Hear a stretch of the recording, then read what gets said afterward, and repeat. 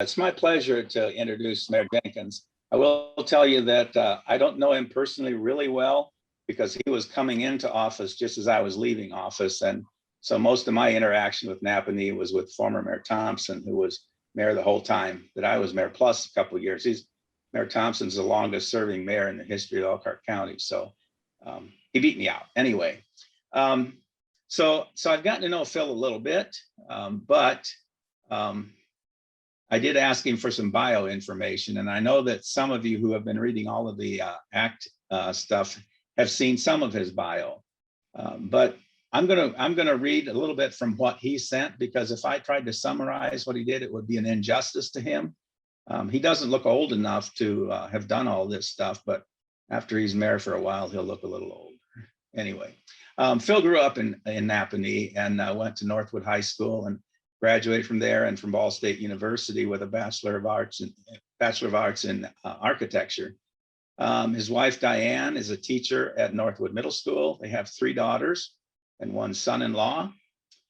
Prior to becoming mayor, he was an architect for 20 years.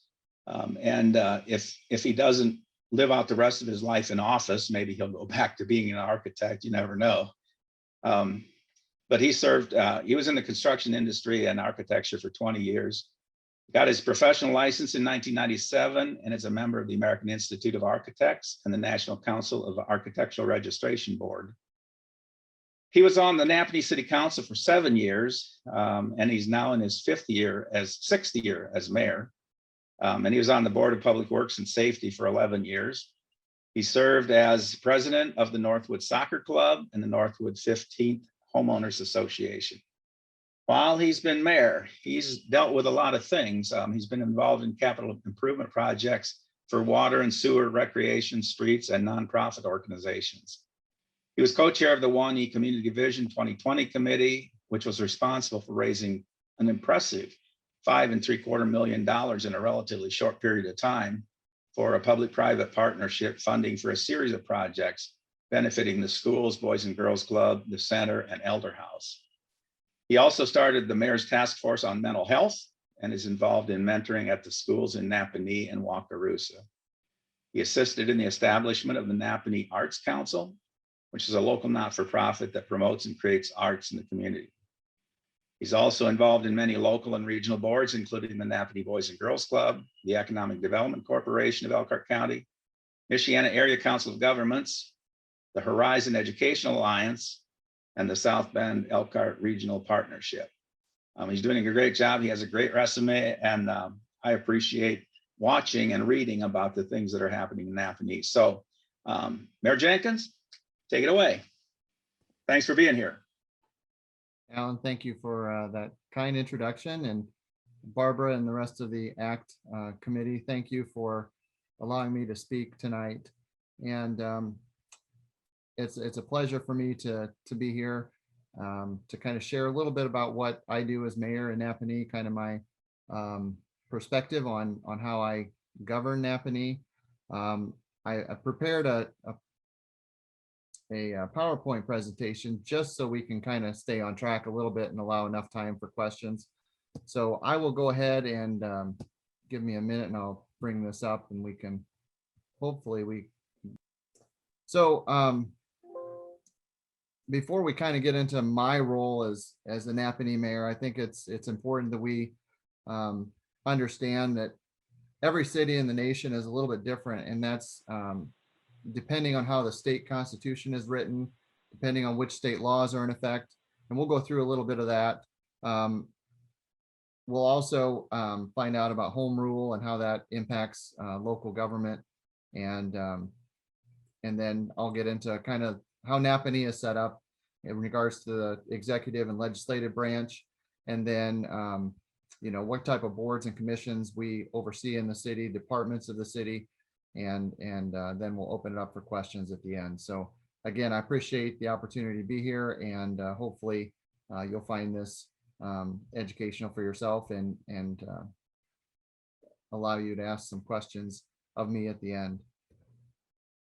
So the structure and powers of municipal government are set by the Indiana code. A lot of them are found in Article 5, which is state and local administration. there is a policy called Home Rule Act, and it's been in place since 1980. And basically what that does is it allows local governments the ability to set up their local governments the way they feel best suits their local communities. So the policy of the state is to grant units all the powers that they need for the effective operation of government as to local affairs. So there are some things that are explicitly shared in that Article 5, the state and local administration, but anything that's not explicitly mentioned in there, local governments have the ability to pass ordinances and pass laws to govern the way they see most fit. And again, in Indiana Code 36135, unless something is specifically expressly granted to another entity, the city can pass a law and govern the way they feel is in the best interest of their community. So Nappanee has been in existence since 1874. We were a city, became a city in 1925. So it's interesting to me to go back to look at some of those first ordinances that were passed and the ordinances through the years, just to kind of see our growth and our development as a community. So that's been interesting for me to go back and just research that history. Cities are categorized into 3 categories based on population. First-class cities, which the only first-class city in Indiana is Indianapolis, with a population of over 600,000. Second-class cities are 35,000 to 599,999. And third-class cities, which includes Nappanee, are less than 35,000. And I believe Allen, Goshen could be a second-class city if they desired. You don't have to, but there's certain laws and differences between a third-class city and a second-class city that cities can choose if they would like. I won't go into those details for this presentation, but just know that there's different levels of governance, a few more positions in the second-class cities and the first-class cities. So just the difference in the cities and what makes that up. The government of the second and third class cities are divided, the powers divided between the mayor and the common council. The mayor is the executive and the council is a legislative branch. So the mayor is basically the chief executive officer of the city. We'll go into Indiana Code 364-5 and kind of lay out what the law says on what the responsibilities of the mayor is. And then we'll talk a little bit about the council and the legislative objectives that they have as well.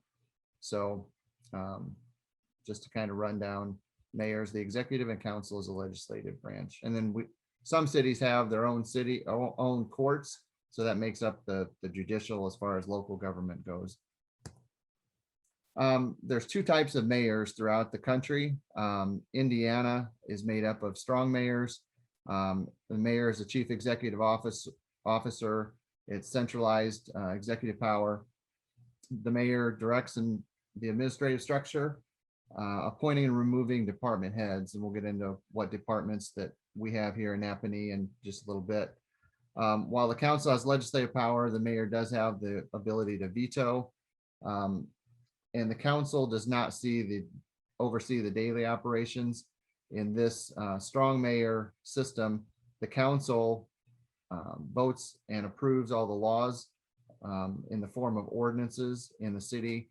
And they also approve the budget and appropriate money to be spent.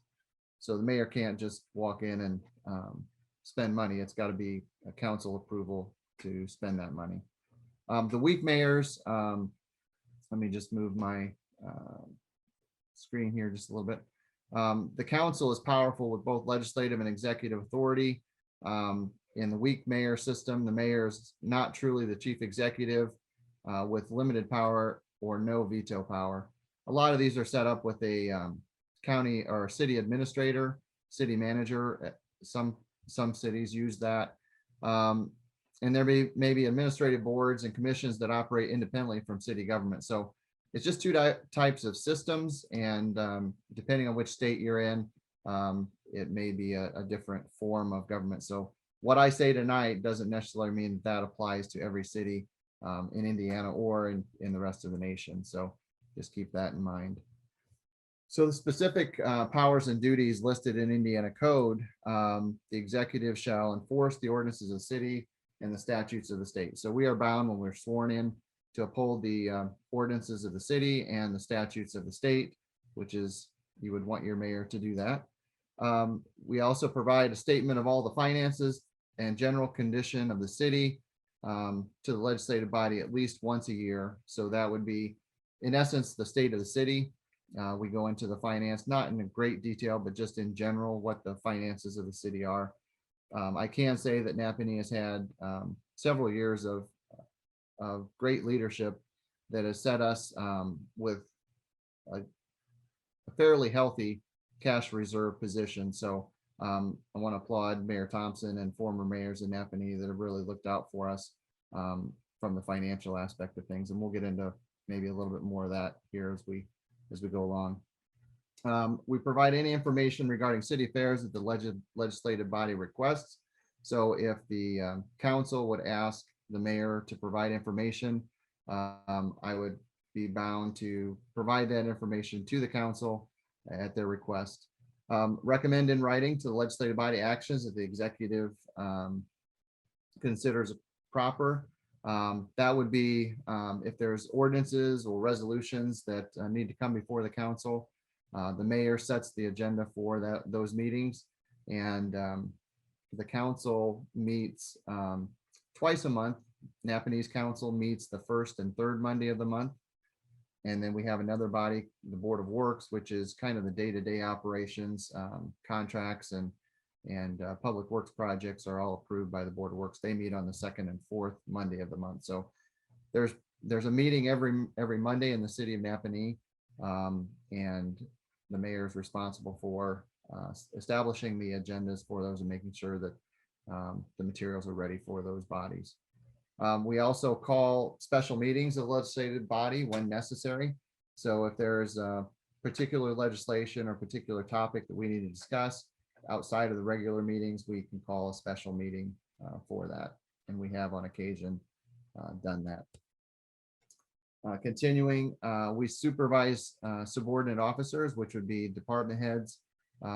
So in essence, the city has roughly 8, I'll call them separate businesses. So it's like running 8 different businesses in the city of Nappanee. So sometimes that's a handful, but we've got great leadership in those roles, and so that's makes my job a lot easier. Ensure efficient government of the city. I think that's up for opinion, I think, but my goal is to create the most efficient government we can have. Some people might say that that would be doing more with less people. Some people would say providing more services would be efficient government. It's kind of, I'll get into that at later in this presentation, but there's a lot of balancing that goes on in the city, and something that I always strive to try to find that balance. We fill vacancies in city offices when required. So if we'll get into some of the boards and commissions that are in Nappanee, and some of those positions that the mayor or the council has the ability to appoint. But the mayor has a good majority of those city offices to fill. The mayor is responsible for signing all bonds, deeds, and contracts of the city of Nappanee and all licenses issued. So that was probably it was a little intimidating walking into the office, and Alan might be able to relate to this, but you're signing all the legal documents for the city of Nappanee, and I was a little hesitant to start with because that's a lot of responsibility. And then the final thing is approve or veto ordinances, orders, or resolutions of the legislative body. So that's basically a rundown of the duties and powers of the mayor according to the state statute. So just real quickly, the departments in Nappanee, we've got public safety, we've got the police, fire, and emergency medical services. We have planning and zoning, we have streets, we have parks and recreation, our senior center, which is the elder house. We have a redevelopment commission, and we have utilities in our water and wastewater. And I didn't add it on here, but we do have stormwater as well, which all fall under the utilities category. But for each one of these departments, there is a department head, and the mayor appoints those positions. Most of the positions when I came in office remained in office. A few of them have resigned since, so I've had to fill a few vacancies in that. But it's critical to me that we get the right people in the right positions to be most effective in Nappanee. And I think we have some very fine department heads that are doing a great job for the city. The boards and commissions for Nappanee, I mentioned the Board of Works. That's made up of 3 members, myself, Wayne Shyman, and Rod Stump. It's a 3-member board that's appointed by the mayor. And again, they meet the 2nd and 4th Mondays of the month at 3:30, again, to discuss public works projects, contracts we have with different consultants, and the day-to-day operations of the city. We have a board of finance, which is made up of our council. They're the ones that pass the budget each year. That budget process starts around July and goes through September or October, depending on how quickly we can get information from the state and get the budget established and passed by the council. But by statute, it needs to be passed by the end of October or beginning of November for the next fiscal year. So we're planning out 18 months in advance in the city of Nappanee. So sometimes it makes it a little difficult to kind of forecast what your revenues are going to be. But we've done a fairly good job and used the consulting expertise of Baker Tilly to kind of help us when we do budgets. We have the Board of Zoning Appeals, which is a board that anything that is outside of our zoning ordinance, as far as building and construction, needs to go before the Board of Zoning Appeals. So that's a 5-member board, again, appointed by council and the mayor. They meet as needed, but typically they'll meet on, I believe it's the 2nd Tuesday of the month. Don't quote me on that, but they meet once a month. Plan Commission is the other planning and zoning commission. They meet once a month as well. And I think any new developments in the city of Nappanee need to go before the Plan Commission. So housing development, business development, anything related to changes in zoning from, let's say, agriculture to residential or business need to go before the Plan Commission. So that's their responsibility. Park Board is fairly self-explanatory. That's a 5-member board that handle all things Parks and Rec. We have an Aviation Commission. Nappanee does have a small airport. It is not federally funded. It is all locally funded.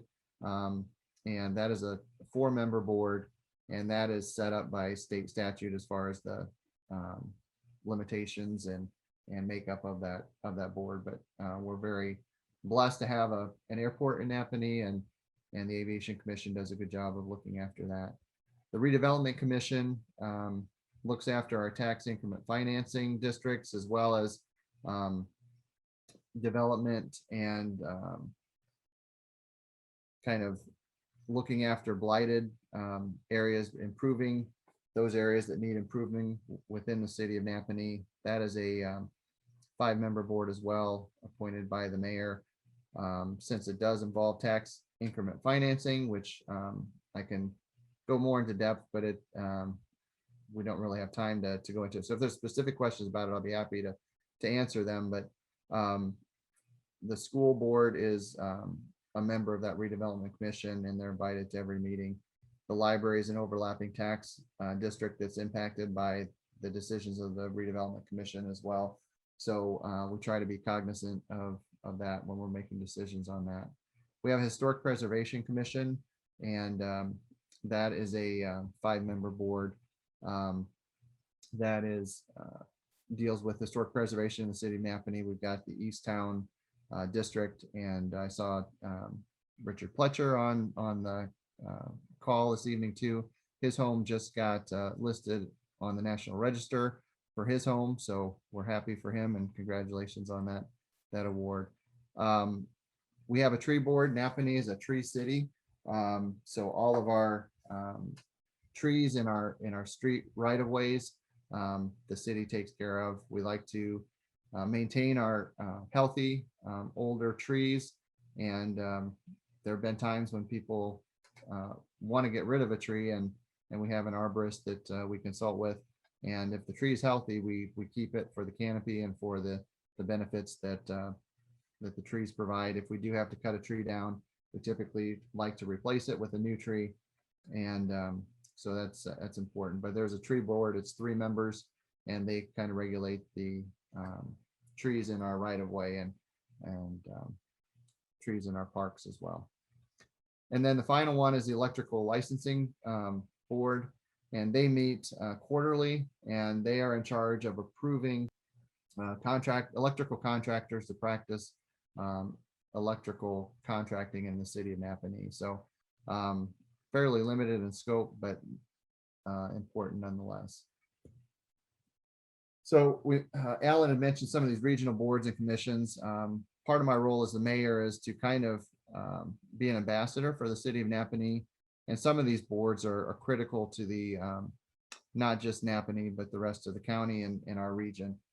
Elkhart County Economic Development Corporation is made up of all 3 cities in this, Elkhart County, as well as businesses and others. So it's a diverse group that's concerned with economic development. And if you're not familiar with local government, if a community is not growing, they're sliding backwards. So we always want to continue to progress forward with growth and for the benefit of the entire community. Elkhart County Convention and Visitors Bureau is another key organization that we've been part of and partnered with on several projects in Nappanee, including the sculptures that started our conversations about the Art Council. I think in 2016 or 17, Seward Johnson had sculptures that dotted Elkhart County, and Nappanee was part of that as well. But they are a great organization to bring visitors and tourists to our community, and hopefully we convince them to, at least some of them, to stick around a little bit longer. Community Foundation of Elkhart County, that is an organization that has changed the landscape here in Elkhart County with the large gift from Guy Gundlach. That's really transformed a lot of the capital improvement in Elkhart County. So that's an organization we want to stay close to. They offer grants and opportunities for nonprofits and for municipalities. So that's a good organization to be a part of. Horizon Education Alliance is made up of school superintendents, businesses, and local officials. And the purpose of that is to promote education in Elkhart County and the importance that education plays in our economic development and community vibrancy. Michiana Area Council of Governments, that is an organization. It is a 4-county area, which includes St. Joe County, Elkhart County, Kosciuszko County, and Marshall County. The main purpose of MACOG is to funnel federal funds for transportation projects throughout the region, but they also have a strong presence in planning and environmental issues. So it's a good organization. All mayors of those 4 counties are participants in a policy board, and a few years ago I had the privilege of chairing that committee. The Southbound Elkhart Regional Partnership developed out of the Regional Cities effort from 2015 and 16. And they have different areas of focus. One is entrepreneurship. One is industrial growth, industrial development. There's one on talent attraction and retention. So looking to how do we get college age students to stay in the area, work in the area, and live in our communities. So there's a diversity and inclusion component to the Southbound Elkhart Regional Partnership, but they're doing some great things in the greater region for the vibrancy of our area. Accelerate Indiana Municipalities, which was formerly known as Indiana Association of Cities and Towns, is basically a place for cities and towns to gather information. That they provide conferences and educational opportunities for elected officials throughout the state. They also lobby on behalf of cities and towns at the State House, and they're a great partner, and I'm privileged to sit on the board of that board as well. And then the National League of Cities, which is the umbrella company or umbrella organization national for AIM, but again, everything focused on cities. It's a great organization and a lot of good information and training available through National League of Cities.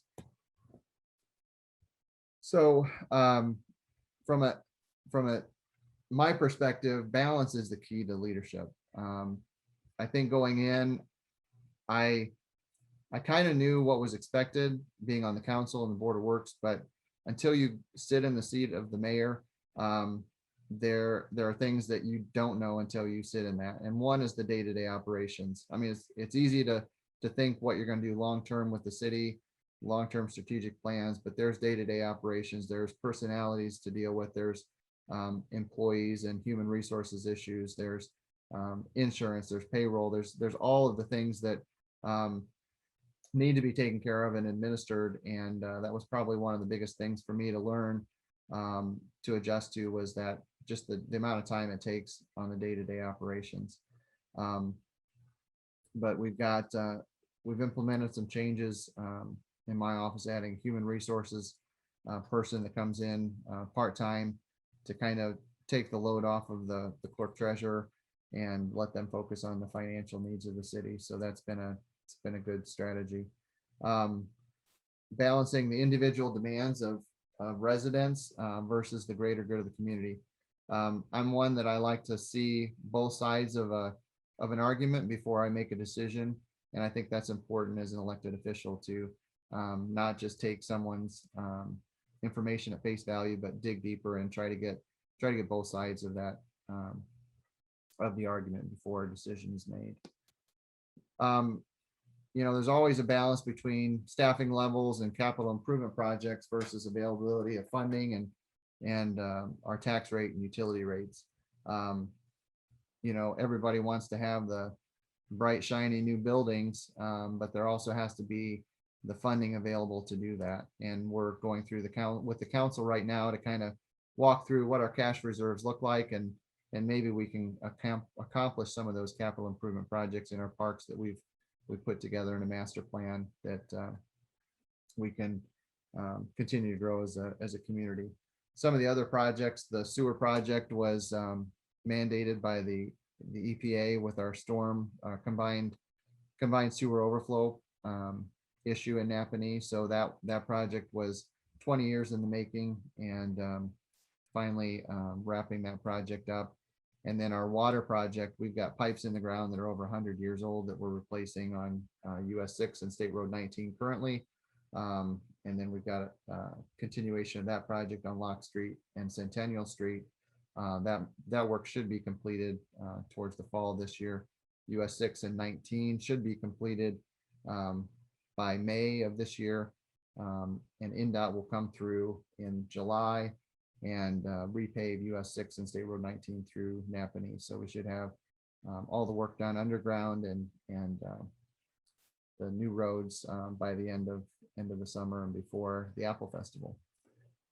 There's also a balance between business and residential growth and having adequate infrastructure. So trying to find that balance of how far we extend maybe our water and sewer or streets to accommodate businesses, residential growth.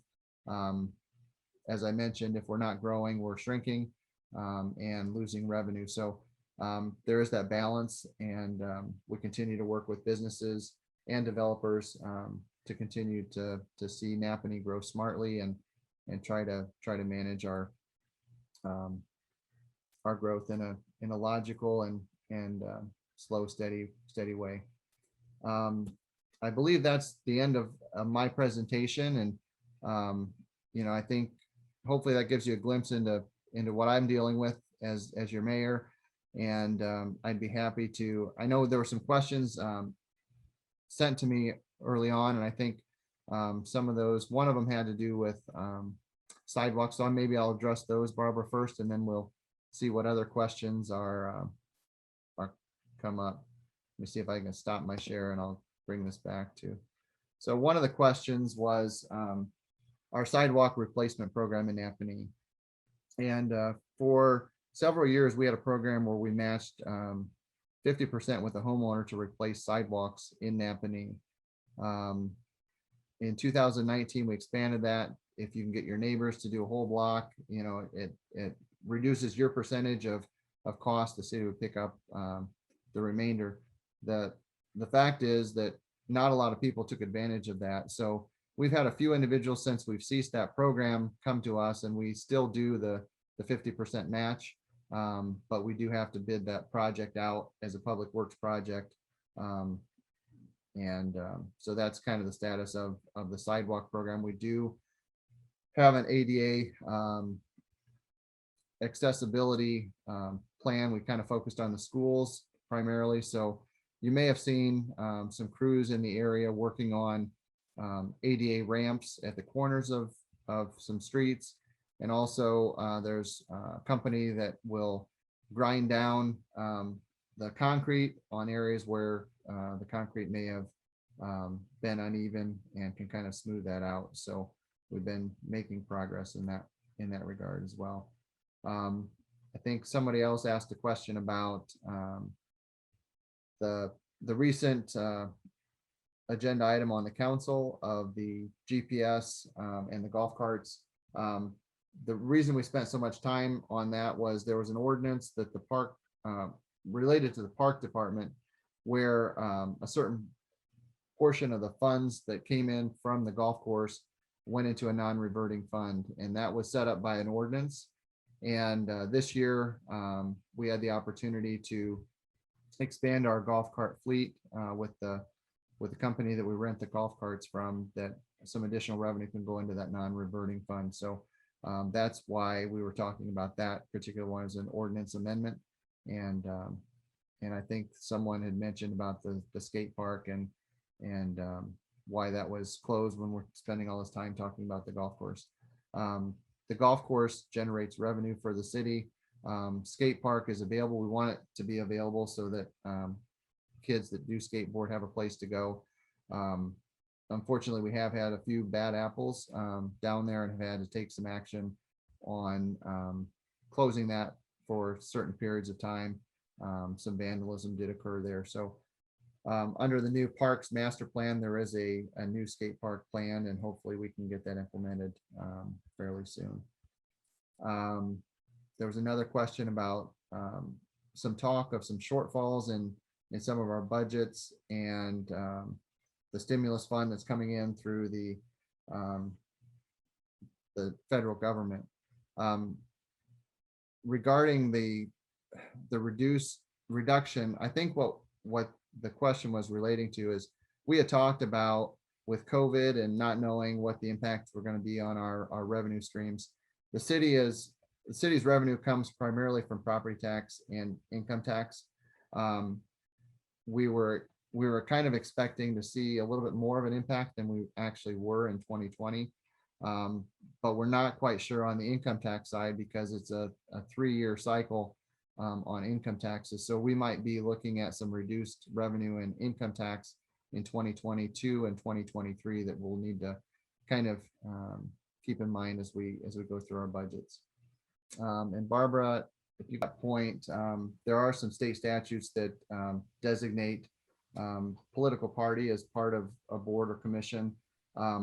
I can't sit here without looking at the code, but we try to honor that in Nappanee. I think in smaller communities, it's maybe a little bit more challenging. I think everybody, no matter what initial is before or after your name, I think the people that serve in Nappanee have Nappanee's best interest in mind. But I will do everything I can to try to make sure that we find those individuals. I've asked our director of community outreach to put together a survey. We're going to try to get a list of people that, you guys have seen the boards and commissions we have. We'd like to get a list of those people that might be passionate about those. It's always a struggle when someone steps down or resigns to find a replacement. So I'd like to develop a list of individuals that, have a desire to serve in a specific category. So we'll be getting that out here shortly and hopefully developing that list. So it make my job a little bit easier and get a few more people involved. In Wakarusa. And one of the things I was thinking about just tonight, and I don't know why I didn't think about it before, but is there much work done between, Wakarusa as a town board, they don't have a mayor situation, they have a manager. Mhm. And Nappanee, since we share the same school system, do the towns work together on any projects municipally?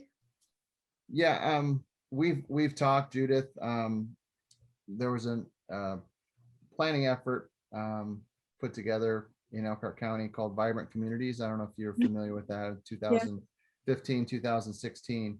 One of the top of the list of items for that was a bicycle pedestrian path between Nappanee and Wakarusa.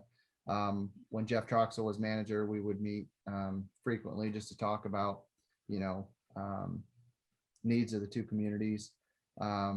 And we know that the schools tie us together, and we are close enough that there's a lot of similarities. Little different makeup with the town board in Wakarusa and the city council of Nappanee, but when we get the opportunities to work with them, we'd love to do that. They were part of our WANI Vision 2020. Worked closely with them and had the opportunity to work with Holly. We would meet weekly with other community organizations to talk about where we're at with COVID and everything else. So we do work closely together, but as far as projects that kind of link us together, I think the main thing that came out of there is again, the bike trail and maybe some economic development opportunities and maybe some residential development as well. Mayor Jenkins, I just wanted you to expand maybe a little bit on, me and Barb had spoken, I don't know, a month ago or so about my son, which that's why I'm outside. He's at Taekwondo right now, but he's a skateboarder and we're all the time up there and like dealt with all the drama of it not being open yet and all that stuff. And luckily we have friends that are, work for the city. So, we got to talk to him and, but I guess my biggest issue, and I guess I understand a little more about the golf cart situation because it had a special funding and all of that stuff. So where does the new skateboard park stand as far as it being built or, maybe I don't know as far as, the few bad apples that, I know that they've caused issues. I go up there with Nicholas a lot and, I'm that mom that's like, hey, stop talking like that. There's little kids here. Hey, you don't need to do that. There's little kids here, because I feel like we have a lot of, not a lot, but we have our fair share of, kids that get bored. And when they get bored, they get in trouble. And for him, he's got ADHD, mild Asperger's. So like he has to stay busy, and trying to explain to him why, you can't have the skateboard park because these kids, were doing drugs there or vandalizing or whatever, he's like, but I'm not, Yeah. and I feel like there's a lot more, at least over the last month since it's been reopened, that there's been a lot more younger kids up there.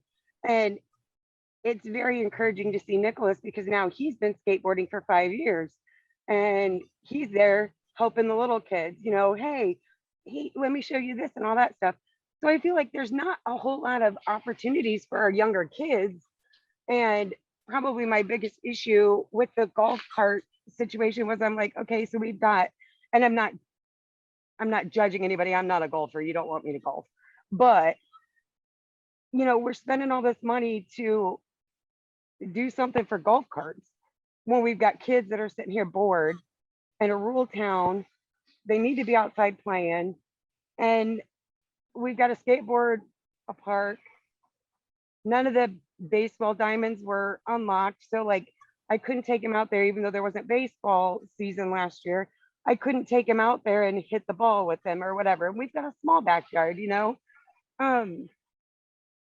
So I guess what is the ideas as far as what are we going to do with our young kids that need to be out, need to be socialized? And for the last year, clearly have not been able to. But so what other opportunities do we have for these kids? Because, I know Goshen's skate park was open, all year round. So what do we do to minimize the vandalism and the issues that we're having with a few kids so that all the other kids aren't punished, kind of situation? Yeah, I understand what you're saying, and we try to provide opportunities for all different interests in Nappanee. I think our Parks Department, tries to address all the residents and developing this master plan. I think if it's just hard to be everywhere all the time, and I know Chris Davis, our park superintendent, tries to monitor as closely as he can, but we just can't be everywhere all the time. And I think if we had a few more of those role models at the skate park, or maybe some adults down there that can kind of help us monitor that, I think that would help. But regarding the baseball diamonds, I think they're the diamonds in Stauffer Park, the Little League diamond, and those we try to keep a little bit nicer for some of our travel programs. There is a lot of work that goes into those fields to get them prepped for games and things.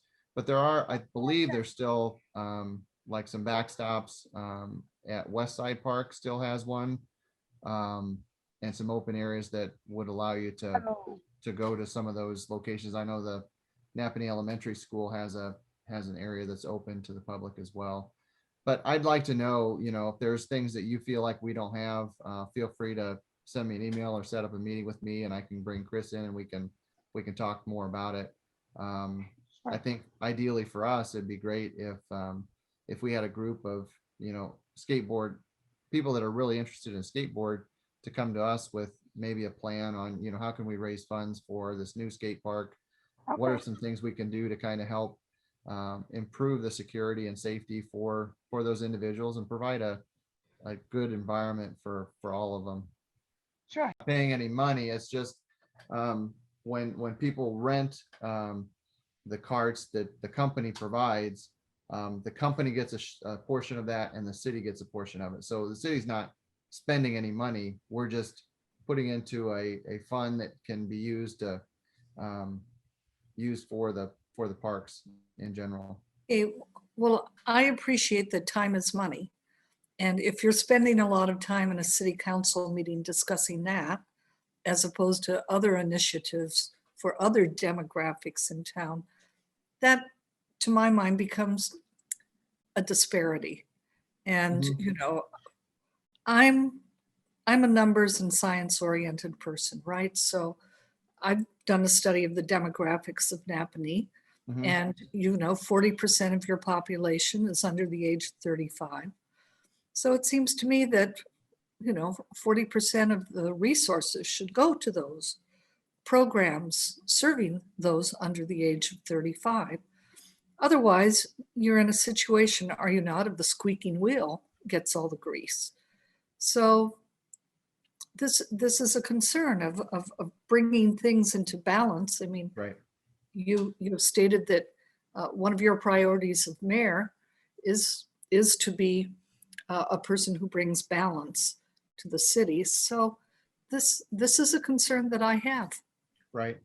And Barbara, one of the things that we are working on right now and hopefully will be completed by the end of the summer. We have 2 parks on the south side of town, Recovery Park and South Park. South Park will be received a grant from the Department of Natural Resources for $250,000. It's a grant. We match another $250,000. That's going to be an all-inclusive playground. So anybody of all abilities will be able to use that park. It's got a zip line. We'll have a measured trail around it, an open space for soccer or football or whatever, and a half-court basketball court. So those types of things. That's the equity part that I'm trying to. I'm not going to spend all my money in Stauffer Park and not develop South and Recovery Park as well. Those 2 are both getting restrooms as well, permanent restrooms. So that will be an added benefit. But I want to try to, again, balance that out on the money we're spending in all of our parks. We don't want to spend all of our money in one park and neglect the others. We've got a great park system in Nappanee, and we just look for ways to make them better. How do we have conversation with people of different political backgrounds, decent conversations? I don't know if I'm summarizing that correctly, Miguel. Miguel is a young man that's interested in politics, and he wants to know how we civilly discuss these things between Democrats, Republicans, blues and reds, and whatever. Yeah. Well, I think this forum is a good example of how we do that. I just, the division that's created on the national level is, I cannot fathom, how we've gotten to this point. But I'm one who strongly believes that we need to sit down at the table. We need to discuss civilly what the issues are and how we can work together to solve those. So, this is a great opportunity where we can kind of share ideas and especially on a local level. There shouldn't be any reason why we can't talk amongst anybody.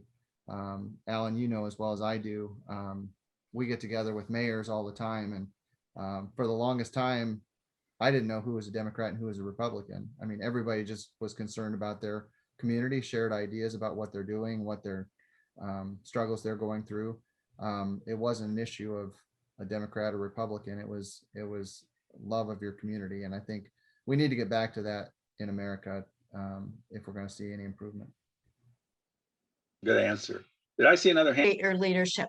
I am avid about recycling, and I really think Nappanee has to do more of it. I walk the park around the golf course every day. There needs to be a recycling bin by the basketball court. There needs to be one by the Little League, the big park. I don't know, what is it? The majors, and the other is the T-ball Right, down right. there. There needs to be some right now out by the ditch, because people park there at noon and eat their lunch.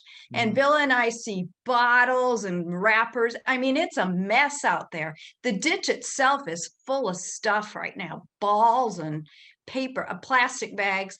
But I just think we need to do more in that area. Also at the Apple Festival time, that's a good thing that we need to have out recycling containers there too. Okay. And I just, I hope we can encourage people in Nappanee. There's the place out, by Martin's. I pay $8 a month for boarding to come. And then when I walk around on trash day, the cardboard and it's just ridiculous. So I just hope we can do more, and I'd be happy to help you in Great, that yeah. area. Yeah, no, I'll relay that to Chris Davis and see if we can't get some of those containers out. I know we've got some extra barrels that maybe we can get that done when we got some before the college kids get back in the summer help. Maybe that's something we can assign them to. I appreciate Go that. to the one in the chat box and I'll read it here. With COVID, a youth e-cigarette epidemic, and an overall spotlight in public health, where is Nappanee in covering all workers from secondhand smoke? I would love to see Nappanee adopt a comprehensive smoke-free policy. What are your thoughts on that?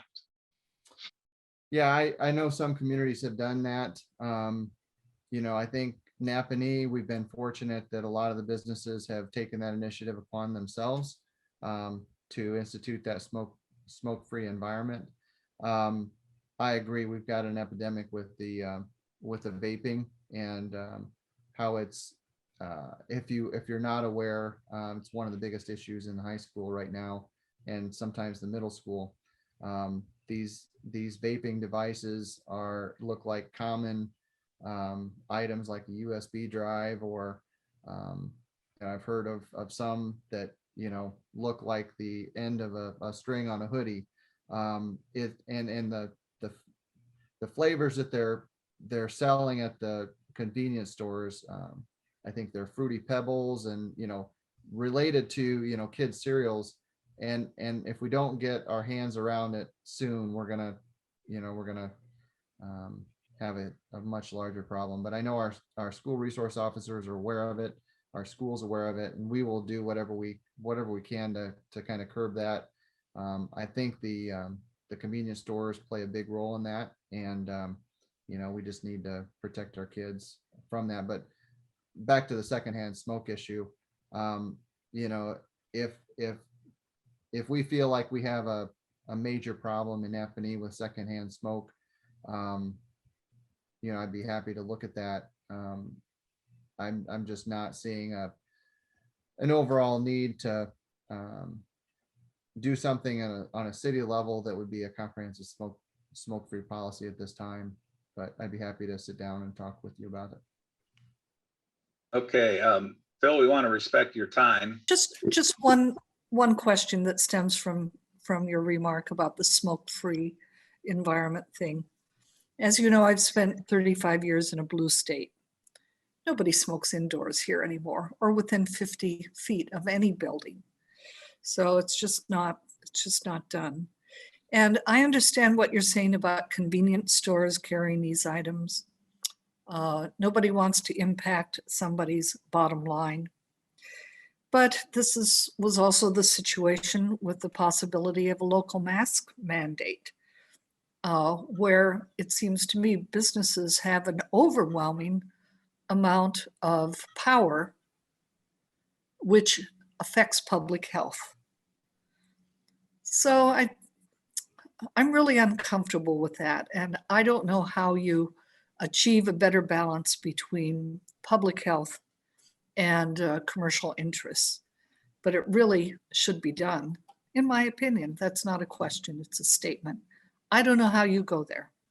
You're mayor, you have executive powers. I'm sure you're pushed from all sides.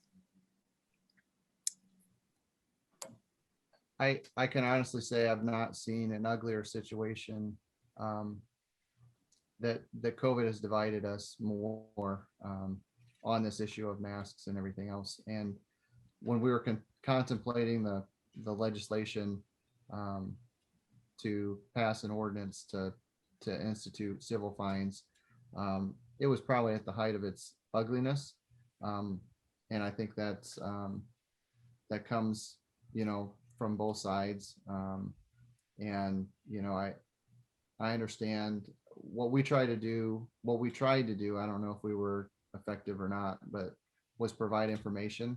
There are people so deeply entrenched on both sides of the issues that I'm not going to convince one or the other. And really, I think, hopefully a majority of the people and what I'm seeing around Nappanee and some of the places that I wouldn't have thought that people would continue to wear masks. They've been wearing masks. So I think that's just a delicate topic that was a struggle for me personally and politically, and I'm still not sure if I handled it correctly, but hopefully we're with people getting vaccinated, we can kind of avoid the situation we were in November and December, which necessitated the look at that legislation. Hey, Mayor Phil, what are some key points to your time management? You're involved in a lot of stuff, and your time management you do real well. What's some key points to that? Take vacations often? No. I think everybody needs a vacation after COVID anyway, but no, I think for me, I try to be as flexible as I can with my time. I know there's certain things that have deadlines, and I try to meet those deadlines, but there are curveballs thrown at this job that you could have all your intent to work on a specific project, and you get a phone call or an email, and it completely changes the trajectory of your day or week or month. So, I think flexibility is the key, and having those key individuals in the right places in the right positions has definitely helped. And I think Nappanee is very fortunate that we've got departments that help each other out, that know what their roles are, and so it makes my job a lot easier. But time management is critical. I try to be available as much as I can, and I really like it when people have a question, or rather than post it on Facebook or something, they give me a call, or they come into my office and try to set up a meeting where we can sit down and talk about it. I do enjoy the fact that I get to meet so many people in this job, and specifically the residents of Nappanee. Want to make sure I hear and respond to what their needs are. More Nappanee people vaccinated. Last I heard, it was only 15% fully vaccinated. And Yeah. I presume the question is, what can Nappanee do to get more people getting vaccinated? Yeah, I think it's a matter of the supply. I know I've had several calls of people saying, why do we not have a facility in Nappanee?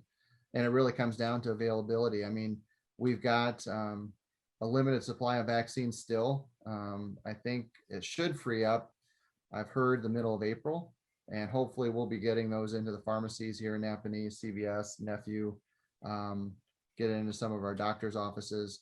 That will make it a lot more convenient for people to get vaccinated. I think once that happens, I think you're going to see those numbers escalate on that. I'd still like to, like the health department had mentioned, I'd like to see us get to 70% or more vaccinated in Nappanee. I'm not sure that will happen, but that's my goal. Okay. Hi. Regarding vaccines, there's an awful lot of misinformation circulating, as well as, anti-vaxxers and conspiracy theorists. Is it at all appropriate for the executive who governs our city to make a public statement that says these vaccines are safe? If we want to return to normalcy in our town, get them. Yeah, again, that the whole COVID issue is so divisive, but I can say personally, I've gotten my first round of vaccine. I get my second round in April.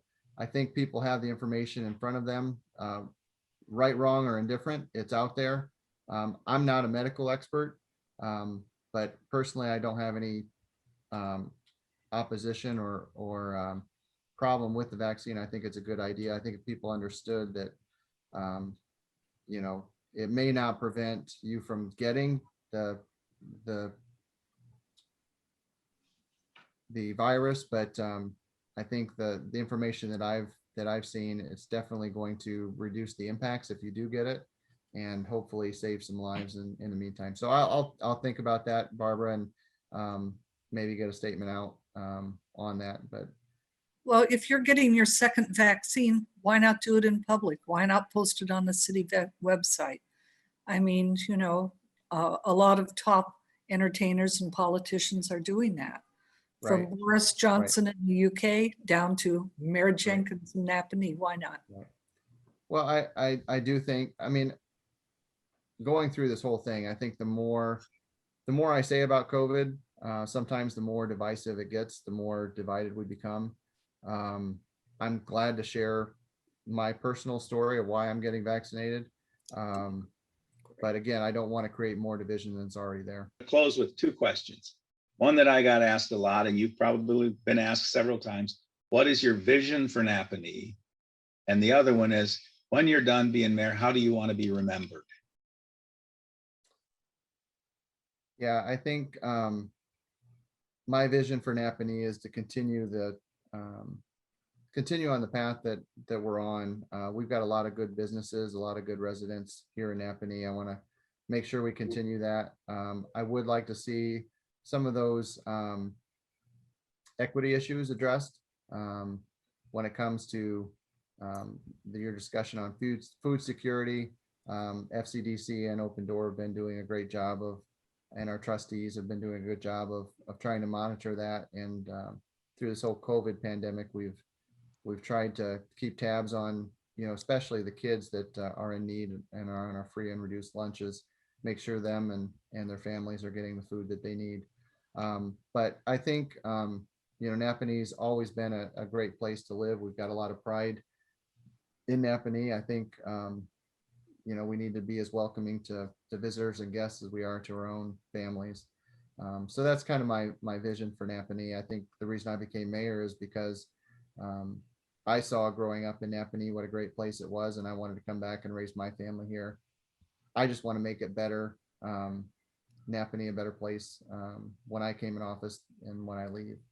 And as far as Alan, your second question was the most